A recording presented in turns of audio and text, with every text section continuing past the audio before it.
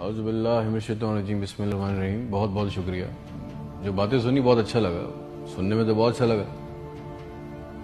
اب مجھے بلایا ہے تو میرا ایک سوال ہے، وہ برداشت کریں۔ میں آپ سے پوچھنا چاہتا ہوں کہ میرے ملک کے لیے اور میری قوم کے لیے کیا کیا آپ لوگوں نے؟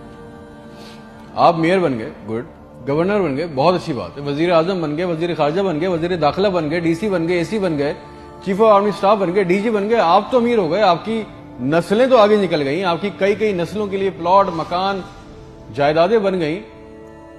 پاکستان کے عام آدمی کے لیے کیا ہوا؟ اس کو کیا ملا؟ آپ کی موجیں لگ گئیں، ویری گڈ، بہت اچھی بات ہے۔ ہمیں کیا ملا؟ اس سے ہمارا کیا فائدہ ہوا؟ عوامی خدمت کے لیے آئے تھے، عوامی خدمت کی منصب پہ بیٹھے ہو تو عوام کو کیا دیا؟ جواب تو دو۔ 200 فالتو لوگ ہمارے ملک سے حج اور عمرہ کرنے جاتے ہیں ہمارے خرچے پہ، پیرس کے، فرانس کے دورے، آم کی پیٹیاں جا رہی ہیں، ساڑیاں جا رہی ہیں ہمارے پیسوں سے۔ اس سے ہمیں کیا ملے گا؟ اس بات کا تو جواب دو۔ آپ 200 لوگ ہمارے خرچے عمرہ کرنے جاؤ گے، ہمارے گناہ بخشیں گے؟ نہیں، آپ کے بخشے جائیں گے، اللہ جانتا ہے۔ پوری قوم کو ٹرک کی بتی کے پیچھے لگا دیا۔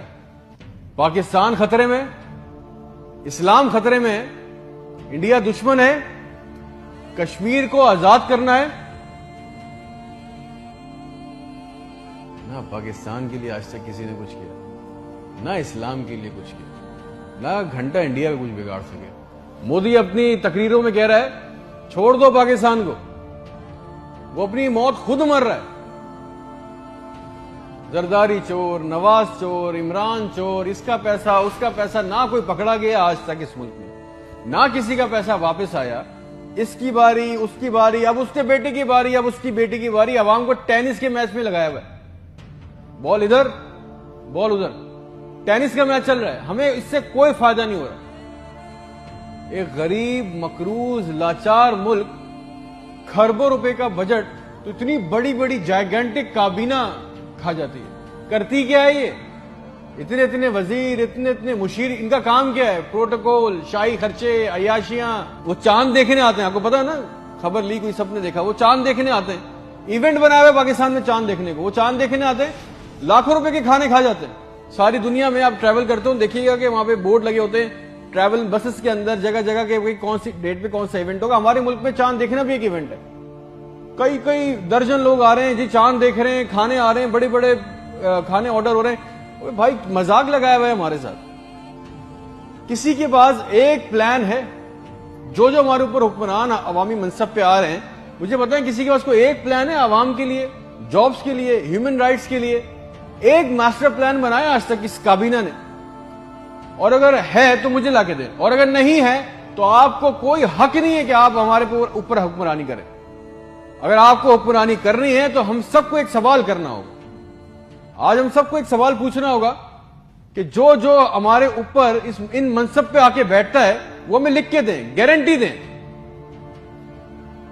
کہ آئندہ کوئی عورت سندھ کے ہسپتال کی دہلیز پر بچہ پیدا کرتے ہوئے نہیں مرے گی۔ ہم سے آگے وعدہ کریں کہ آئندہ کسی ہسپتال کی چھت پہ سے لاشیں نہیں ملیں گی، کوئی لڑکا خودکشی نہیں کرے گا بے روزگاری کی وجہ سے۔ مجھے گارنٹی دے دیں، ہمیں گارنٹی دے دیں، اگر آپ ہمیں اس منصب پہ آنا چاہتے ہیں نا، آپ اس منصب پہ آنا چاہتے ہیں کہ آج کے بعد کسی ہسپتال میں کوئی جعلی سٹنٹ نہیں ڈالے گا، کوئی کسی کام کے لیے رشوت نہیں مانگے گا، کوئی سول اور جنہ ہسپتال کی ویٹنگ میں انتظار کرتے کرتے نہیں مرے گا، کوئی پاکستان میں کوئی کسی کو زمین پہ کسی کی قبضہ نہیں کرے گا، آئندہ انصاف کے لیے کوئی بار بار کورٹ کچہری کے چکر نہیں لگائے گا۔ آپ ہم سے یہ کمٹمنٹ کر لیں، لکھ کے دے دیں، وعدہ کر لیں، آپ کو ہم سے جو گارنٹی چاہیے، جو ووٹ چاہیے، جو آپ کو ہم سے سپورٹ چاہیے، ہم آپ کے لیے کرنے کو تیار ہے۔ کوئی عورت لکھ کے دے دیں کہ آج کے بعد نہر میں اپنی بچیوں کے ساتھ نہیں کودے گی کیونکہ اس کے بعد رات کے کھانے کے پیسے نہیں ہیں،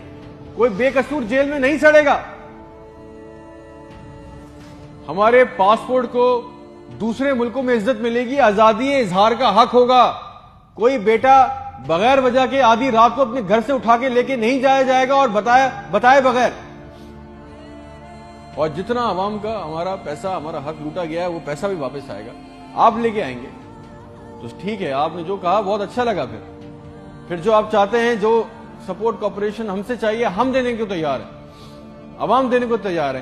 اور اگر نہیں دے سکتے تو پھر تو ہم بولیں گے, چاہے آپ ہمیں باغی بولیں, غدار بولیں, یہ ہمارا بنیادی حق ہے, یہ چھین نہیں سکتے.